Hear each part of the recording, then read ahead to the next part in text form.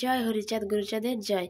তোমরা ভাবছো না বন্ধুরা হঠাৎ কোথায় চলে এলো, তো অবশ্যই তোমাদেরকে বলবো হঠাৎ কোথায় চলে এলাম। তার জন্য কিন্তু পুরো ভিডিওটা দেখতে হবে, আর পুরো ভিডিওটা দেখে তোমাদের ভালোও লাগবে। তো আজকে চলে এসেছি রামেশ্বরপুর।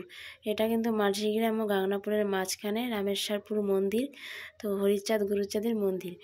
আজকে থেকে এখানে মহোৎসব শুরু হচ্ছে। আজকে হচ্ছে প্রথম দিন, ঠিক আছে।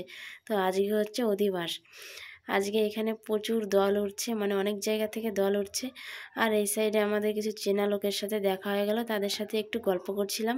তো এখানে কিন্তু আমার দিদির একটা ভাসুর ছিল আর ননদ ছিল, তো ওদের সাথে দেখা হয়ে গেছে, ওদের সাথে একটু গল্প করছিলাম।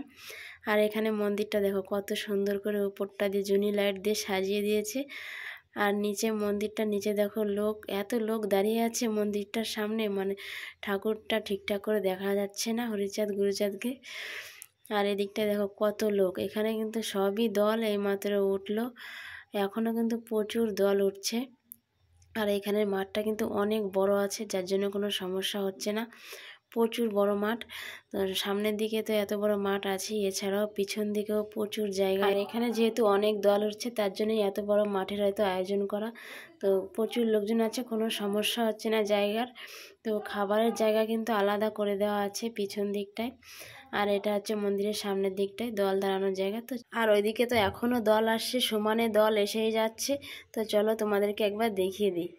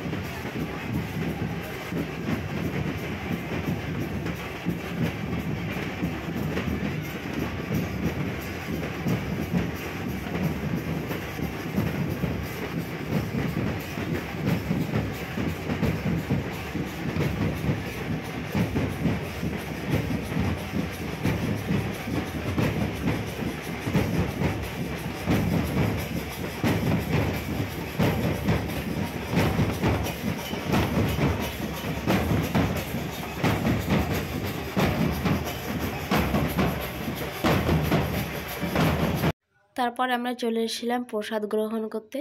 তো খাবার জায়গাটা ছিল কিন্তু মন্দিরের পিছন দিকে, আর মন্দিরটা কিন্তু সামনে। আর এই জায়গাটা দেখতে পাচ্ছ কত সুন্দর সিস্টেমটা করেছে। তো এখানে সবাই কিন্তু বসে বসেই খাচ্ছে শান্তি মতো। তো মানে বসে বসে খাওয়ার উপরে আর শান্তি নেই। আমার তো সত্যি সত্যি চেয়ার টেবিলে খেয়ে শান্তি পাই না, বসে বসেই শান্তি পাই। আর এখানে একটু অন্যরকম করে দিচ্ছে, সামনেটা দিয়ে মানে একটু উঁচু টাইপের করে দিয়েছে, তো মানুষ আর একটু শান্তিতে খেতে পারবে। আর আমরা দেখে দেখে খেতে বসে গেছি, তোমাদের দাদা ভাই ধ্যান ধরেছিল, কান টেনে দেখিয়ে দিলাম। আর ওই সাইডটায় মা বৌদি বসে গেছে। আর এখানে খাবারে ছিল ডাল আর সোয়াবিনের তরকারি। তারপরে দেখো আমরা এদিকে মটর ভ্যানের ঝাঁকু খেতে খেতে আবার বাড়িতে যাচ্ছি। এখন রাত 10টা বেজে গেছে। তো চলো বন্ধুরা, আজকের মতো ভিডিওটা এখানেই শেষ করে দিচ্ছি। তোমাদের সাথে দেখা হবে নতুন আরেকটা ভিডিও। সবাইকে টাটা।